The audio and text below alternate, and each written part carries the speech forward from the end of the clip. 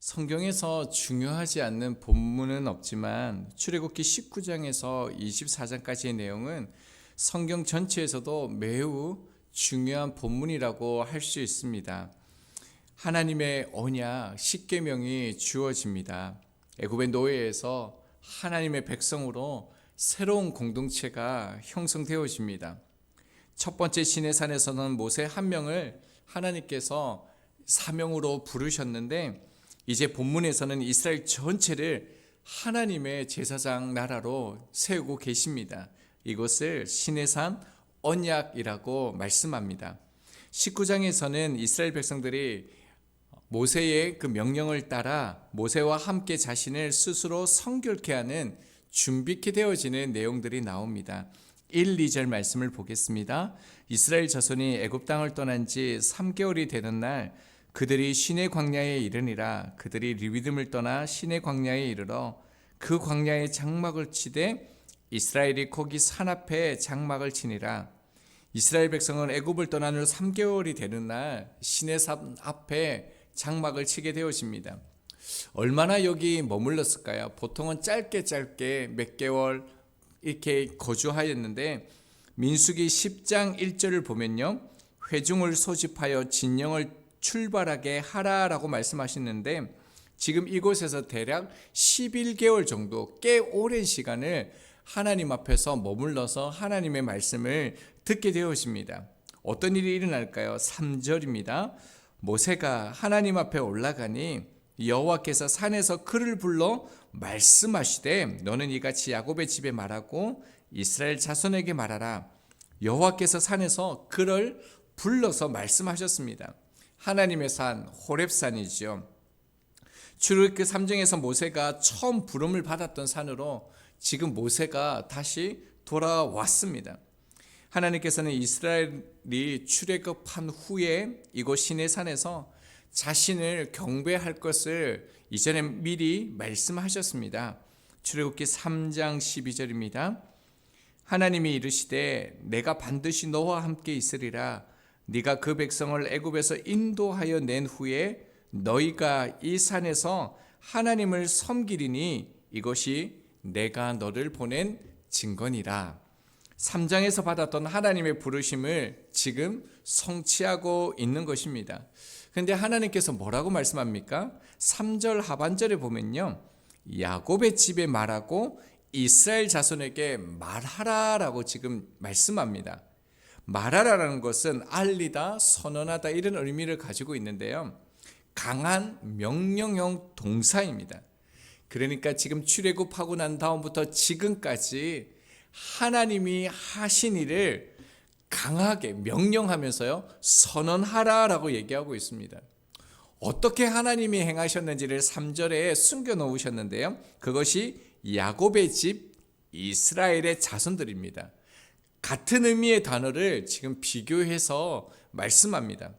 야곱하면 딱 떠오르는 게 있죠. 속이는 자, 도망자, 모든 것을 다 잃어버린 자가 야곱입니다. 그런데 어떻습니까? 하나님께서 야곱을 인도하셔서 그를 다시 회복시켜 주셨고요, 거부가 되어서 가족과 함께 돌아오는데 많은 가족과 함께 돌아오게 되었습니다. 이스라엘 자손들은 어떻습니까? 애굽으로 날아갈 때 출애굽기 1장 5절 말씀만 보면요, 70명밖에 되지 않았습니다. 그런데 지금은요, 장정만 60만이 넘는 정말 거대한 민족으로 하나님께서 돌아오게 하셨습니다. 이것이 하나님의 일이지요. 이것을 정확하게 말하라라고 얘기하고 있습니다. 그리고 하나님께서 그들을 어떻게 인도하셨는지도 말씀하시는데요, 4절 말씀입니다. 내가 애굽 사람에게 어떻게 행하였음과 내가 어떻게 독수리 날개로 너희를 업어 내게로 인도하였음을 너희가 보았느니라. 하나님께서 행하셨던 일은 10가지 재앙과 홍해 사건을 말합니다. 그뿐만 아니라 하나님의 이스라엘 백성들을 홍해 광야에서요, 권능과 능력으로 그들을 보호하셨고 인도하셨으므로 여기까지 그들을 인도하셨습니다. 그것을요, 어미 독수리가 새끼를 보살피는 것에 비유하고 있습니다. 이 말씀은 신명기 32장 11절에서도 이렇게 말씀합니다. 마치 독수리가 자기의 보금자리를 어지럽게 하며 자기의 새끼 위에 너풀거리며 그의 날개를 펴서 새끼를 받으며 그의 날개 위에 그것을 엎는 것 같이 라고 말씀합니다. 엎다라는 것은 들어 올리다, 실어 나르다라는 의미가 있죠. 그런데 특이한 표현이 있습니다. 어미 독수리가 등이 아니라요, 자신의 날개 위에 새끼를 앉혀서 목적지로 인도한다라고 얘기하고 있습니다. 이상하지 않습니까? 생태학적으로요, 어떤 조류도요, 새끼를요, 날개 위에 태우지 않습니다. 왜 날개 위에 태우지 않습니까? 그러면요, 날개짓이 불가능하기 때문입니다. 날개짓 하기 위해서는 날개 위에 아무것도 없어야 되는 것이죠. 무엇을 의미합니까?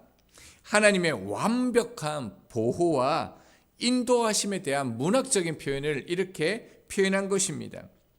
자, 4절 하반절을 다시 보면요, 독수리 날개로 너희를 업어 내게로 인도하였음을 너희가 보았느니라 라고 얘기하고 있습니다. 하나님을 보았다라는 것이 아니라요, 하나님의 행하신 구원의 놀라운 일을 너희가 경험했다라는 거죠. 보았다라는 것입니다. 너희가 본 것, 너희가 경험한 것, 그것을 말하라 라고 얘기하고 있습니다. 그러면서 5절을 보면요, 세계가 다 내게 속하였나니 너희가 내 말을 잘 듣고 내 언약을 지키면 너희는 모든 민족 중에서 내 소유가 되겠고 라고 얘기하고 있습니다. 이제 하나님과의 그 언약의 내용이 나오는데, 첫 번째는 무엇입니까? 너희가 하나님의 소유가 된다라고 얘기합니다. 이 소유는 세굴이라는 단어를 쓰는데요, 단순한 어떤 귀한 것, 보배를 말하는 것이 아니라 왕이 자신만을 위해서 왕궁 깊숙하게 숨겨놓고 자기만 보는 것, 그것을 세굴, 보배라고 얘기하고 있습니다. 그러니까 이스라엘 백성들은 하나님께서 존귀한 백성인데 보배 중에 보배, 보물 중에 보물이다라고 지금 선언하고 계신 것입니다. 자, 그리고 두 번째 언약의 내용이 나오는데요, 6절입니다. 너희가 내게 대하여 제사장 나라가 되며 거룩한 백성이 되리라. 이는 이 말을 이스라엘 자손에게 전할지니라. 두 번째는 무엇입니까? 제사장 나라이죠. 제사장 나라라는 표현이 구약에서 유일하게 등장하는 표현이 오늘 말씀입니다. 제사장의 직무는 하나님과 백성 사이에서 백성을 중재하고요, 그들을 하나님께로 이끄는 일입니다. 그러니까 지금 언약 백성들이 이렇게 제사장 나라로서 많은 백성들, 이방의 민족들, 하나님을 알지 못하는 그 백성들을 하나님께로 인도하는 그 삶을 살아야 된다는 것이지요. 예수님께서 제사장 나라의 일을 하시면서 공생애를 보내시고 가셨습니다. 예수님이 왜 우리에게 중보자가 되십니까? 우리에게 유일한 중보자라는 의미도 있지만요, 중보자의 삶을 우리도 살아야 한다는 것입니다. 자, 세 번째요, 언약의 내용이 나옵니다. 거룩한 백성입니다. 거룩함의 그 기본적인 개념은요, 구별입니다. 흠도 없고 티도 없는 것은 거룩의 완성을 말하는 것이고요, 거룩의 출발은 뭐냐면 구별이라는 것입니다. 그러니까 언약의 백성들은 하나님께서 구별하신 저처럼 구별된 삶을 살아야 된다는 겁니다. 세상의 방식이 아니라 하나님의 방식, 말씀으로 살아야 된다는 것입니다. 우리의 삶이 세상식이 아니라, 세상 사람들이 살아가는 방식이 아니라 하나님의 방식대로 살아야 함을 말씀합니다. 우리의 삶이 하나님을 믿는다라고 말하지만요, 말씀을 따르지 않고 세상과 전혀 다르지 않는 말들을 하면서, 다르지 않는 행동들을 하면서 그리스도인이라고 말하기도 합니다. 저희들은요, 그렇게 살면 안 됩니다. 왜냐하면 성도의 목표는요, 행복이 아니라 거룩함이기 때문입니다. 성도는 구별된 거룩함을 떠나서는 행복을 느낄 수 없는 존재이기 때문입니다. 우리가 오늘 본문 말씀을 살펴보았는데요. 오늘 본문을 통해서 우리가 만나야 될 하나님이 소개되고 있습니다. 자, 모세가요, 지금 다시 하나님을 만나고 있는 장면을 보았습니다. 지금 하나님을 만나기 위해서 올라갑니다. 3절을 다시 보면요. 모세가 하나님 앞에 올라가니 여호와께서 산에서 그를 불러 말씀하시되, 모세가 하나님을 만나러 올라가는데 하나님이 다시 부르셨다라고 말씀하고 있습니다. 앞에서 우리가 보았던 떨기나무 가운데 처음 만났던 그 하나님을 지금 다시 만나기 위해서 올라가고 있습니다. 그런데 이 두 말씀을요, 자세히 살펴보면은 호칭이 다르게 사용합니다. 모세를 처음 불렀을 때는 이렇게 말씀합니다. 출애굽기 3장 2절입니다. 하나님이 떨기나무 가운데서 그를 불러 이르시되 모세야 모세야 하시매라고 말씀하셨습니다. 하나님이 그를 불렀다라고 얘기하고 있는데요. 여기서 하나님은 엘로힘의 하나님이십니다. 자, 그런데 오늘 본문 3절에서는 어떻게 지금 기록되어져 있습니까?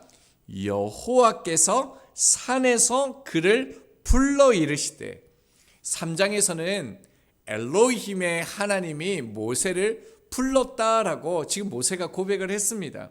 그런데 19장에서는요, 여호와 하나님이 나를 부르셨다라고 호칭의 변화를 두었습니다. 어떤 변화가 있는 것일까요? 하나님이 모세를 부르신 이유가 무엇입니까? 이스라엘 백성들로 출애굽하신 이유가 무엇입니까? 출애굽기 6장 7절을 보면요, 너희를 내 백성으로 삼고 나는 너희의 하나님이 되리니 나는 애굽 사람의 무거운 짐 밑에서 너희를 빼낸 너희의 하나님 여호와인 줄을 너희가 알지니. 그러니까 모세뿐만 아니라 이스라엘 백성들이요, 조상들의 하나님이 아니라 나의 하나님이 되겠다라는 겁니다. 그리고 너희는 나의 백성으로 삼으시겠다라는 것이 모세를 부르신 이유고요, 이스라엘 백성들을 부르신 이유라는 것입니다. 하나님은 모세를 통해서 이 하나님의 일을 하시겠다라고 말씀하셨습니다. 그런데 우리가 앞에서 자세히 살펴보았던 것처럼 모세는 어떠했습니까? 이 하나님의 뜻과 부르심에 5번이나 불순종하게 됩니다. 그의 결론이 무엇입니까? 출애굽기 4장 13절입니다. 모세가 이르되 오 주여 보낼 만한 자를 보내소서. 하나님께서 너희를 나의 백성 되겠다라고 내가 너를 보낸다라고 말씀하셨을 때 모세는요, 저는 안 됩니다. 보낼 만한 사람을 보내십시오. 저는 절대로 할 수 없습니다 라고 얘기했습니다. 그런데 지금요, 모세가 다시 하나님 앞에 서서 출애굽한 이스라엘 백성들과 함께 처음 말씀을 들은 그 산에 도착했습니다. 모세가 다시 하나님의 음성을 듣고 나아가겠습니다. 지금 출애굽기 3장과 출애굽기 19장에서 하나님을 만나는데 그의 마음이 어떠하겠습니까? 여전히 엘로힘의 하나님, 그 전능하신 하나님이십니까? 이제 아니죠. 모세의 하나님은 전능하신 하나님이 아니라 어떤 하나님이라고요? 지금 모세는요, 나의 하나님, 나의 여호와 하나님 앞에 지금 나아가고 있습니다라고 고백한다는 것입니다. 이 고백을 동일하게 다윗이 했습니다. 시편 23편 1절입니다. 여호와는 나의 목자시니 내게 부족함이 없으리로다. 하나님을 향한 다윗의 믿음의 고백은 하나님이 나에게 어떤 분이신지를 볼 수 있게 해줍니다. 그의 인생 말년에서요, 하나님을 지금 어떻게 고백하고 있습니까? 여호와 니시 하나님, 엘로힘의 하나님, 전능하신 하나님, 이렇게 고백하지 않습니다. 말씀하시는 그 하나님, 그리고 말씀대로 이끄시고 보호하셨던 나의 목자이시냐? 나의 여호와 하나님으로 지금 다윗도 고백하고 있다는 겁니다. 다윗을 동물로 표현하면 어떤 동물이 되겠습니까? 당연히 사자입니다. 그런데 자신을 양으로 표현하고 있습니다. 양은 목자 없이는 살 수 없는 동물입니다. 그러니까 다윗도 모세와 똑같은 고백을 하는 겁니다. 자신이 지금까지 이렇게 살아올 수 있던 유일한 이유는요, 하나님이 말씀하셨고 그 말씀대로 나의 인생을 지키시고 보호하셨기 때문에 내가 여기까지 왔다. 나의 여호와 하나님을 지금 고백하고 있다라는 것입니다. 여러분, 우리가 오늘 살아가면서 다시 만나야 될 하나님이 어떤 분이십니까? 두 번째 시내산에서 만난 그 하나님을 저희들이 만나기를 소망합니다. 나의 목자 되시는 하나님, 나의 아버지 하나님이십니다. 지금 내 상황, 내 형편 속에서 하나님의 말씀은 반드시 이루어진다는 이 믿음을 가지고 한 걸음 한 걸음 나가기를 소망합니다. 왜냐하면 결국 주님의 말씀이 우리를 이끌 것입니다. 4절에 보면요, 내가 라고 말하고 있습니다. 여러분, 인생은 우리가 하는 것이 아닙니다. 우리가 우리의 인생을 이끌어가는 것이 아닙니다. 내가 하나님이 우리를 위하여 일하신다라고 말씀하십니다. 이것을 잘 이해할 수 있으시기를 바랍니다. 여러분, 우리가 어떻게 하나님의 언약된 백성이 될 수 있습니까? 하나님의 소유, 거룩한 백성, 제사장 나라가 될 수 있습니까? 5절에 보면요, 내 말을 잘 듣고 언약을 지키면 하나님의 소유, 제사장, 거룩한 백성이 될 것이다. 조건문처럼 보입니다. 이것을 우리가 잘 이해해야 되는데요. 여러분, 십계명이 율법이 주어지기 전에 이미요, 어떻습니까? 백성들에게 하나님이 이 백성들을 구원하셨다라는 것을 발견하실 수 있기를 바랍니다. 십계명 전에요, 율법 전에 지금 무엇이 있습니까? 하나님의 구원이 이미 있었습니다. 성경을 볼 때 우리는 구약하면 딱 율법을 생각합니다. 신약하면요, 은혜를 생각합니다. 그런데 성경은 그렇게 말하지 않습니다. 구약도 뭡니까? 은혜가 먼저입니다. 그들이 율법을 지켰기 때문에, 말씀을 지켰기 때문에 언약 백성이 되는 것이 아닙니다. 이미요, 독수리 날개로 업혀온 구원받은 백성임을 하나님이 선언하라고 말씀하고 있습니다. 출애굽하는 과정 가운데 그들이 한 것은 아무것도 없습니다. 그냥 독수리 날개 위에 얹혀온 것 뿐입니다. 하나님과 이스라엘 백성들, 당신들의 백성들에게 관계가 그런 것이라는 것입니다. 성경은 이미 구원받은 하나님의 백성이라는 사실을 먼저 선포하고 있다는 것을 믿으실 수 있기를 바랍니다. 그래서 빌립보서 1장 6절에 이렇게 말씀합니다. 너희 안에서 착한 일을 시작하시니까 그리스도의 예수의 날까지 이루실 줄을 우리는 확신하노라.